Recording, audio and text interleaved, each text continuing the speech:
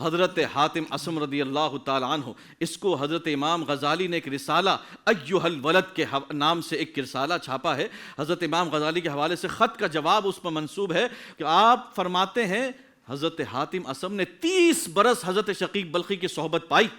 اور 30 برس کے بعد جب آپ کے استاد نے اپنے شاگرد سے پوچھا کہ بتا تو نے 30 برس میں مجھ سے پڑھا کیا، سیکھا کیا، سمجھا کیا، تو آپ کے شاگرد حضرت حاتم عصم نے عرض کی کہ حضور میں نے صرف 8 باتیں سیکھی۔ آپ حیران ہو گئے، کمال کی بات، 30 برس سے تجھے پڑھا رہا ہوں اور 30 برس میں تو نے فقط مجھ سے 8 باتیں سیکھی؟ چل اچھا بتا وہ 8 باتیں کیا؟ وہ 8 باتوں میں سے فقط ایک بات میں بتاؤں کہ آپ نے عرض کی کہ حضور میں نے دیکھا لوگوں کو، دنیا کے احوال دیکھے کہ ہر کوئی ایک دوسرے کی نعمت کو دیکھ رہا ہے اور حسد کر رہا ہے، کوئی کسی کو دیکھ رہا ہے عہدہ دیکھ کر حسد کر رہا ہے کہ یہ اس کے پاس کیوں ہے میرے پاس کیوں نہیں، کوئی مال و دولت دیکھ کر حسد کر رہا ہے، کوئی علم دیکھ کر بھی حسد کر رہا ہے۔ تو میں نے یہ سب چیزیں دیکھی، اس سے یہ پتا چلا کہ حضرت حاتم عصم کا عمل بتا رہا ہے کہ دنیا کہیں بھی جا رہی ہو جانے دو، تو آ قرآن کی طرف۔ آپ نے فرمایا کہ لوگوں کے حوال ایک طرف، لیکن میں نے جب دیکھا قرآن کیا کہتا ہے اس بارے میں، میری رہنمائی کیا کرتا ہے، تو قرآن کہتا ہے نحن قسمنا بینہم معیشتہم فی الحیات الدنیا،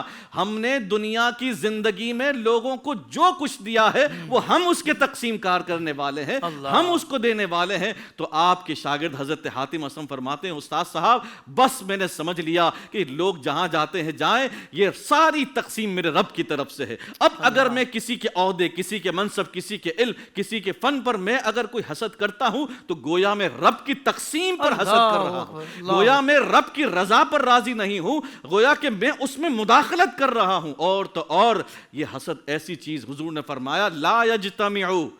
فی قلب عبد، اور ایک روایت میں فی جوف عبد، فرمایا کہ یہ مومن کے دل میں جمع نہیں ہو سکتی 2 چیزیں۔ کون سی چیزیں؟ فرمایا الحسد والایمان، یا تو حسد رہے گا یا ایمان رہے۔ پتہ یہ چلا کہ اگر حسد دل میں ہے تو ایمان گیا۔ اللہ اکبر، اتنی خطرناک چیز ہے کہ حسد دل میں ہے تو ایمان چلا گیا، مونڈ کر رکھ دیا اس حسد نے ہمارے ایمان کو۔ اور اگر ایمان تھوڑا بہت ہے بھی تو فرمایا یأکل الحسنات کما تأکل النار الحطب، یہ حسد نیکیوں کو ایسے برباد اور ایسے کھائے گا جس طرح آگ لکڑی کو کھا جاتی ہے، ایسے حسد ساری نیکیاں زائل کر دے گا۔ حدیث قدسی ہے، رسول اللہ صلی اللہ علیہ وسلم فرمایا، رب فرماتا ہے لا الہ الا اللہ انا محمد رسولی،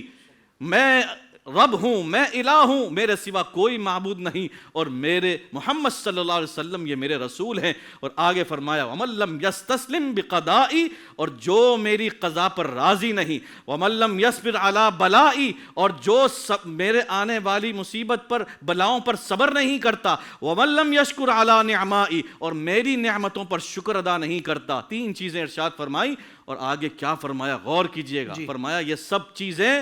کرنے کے بعد اگر یہ نہیں کرتا، میری قضا پر راضی نہیں، میری نعمت پر شکر نہیں، اور میری آنے والی آزمائش پر صابر نہیں، فرمایا فَلْيَتَّخِذْ رَبًّا سِوَائِي، پھر اسے چاہیے کہ کوئی اور رب تلاش کر لے،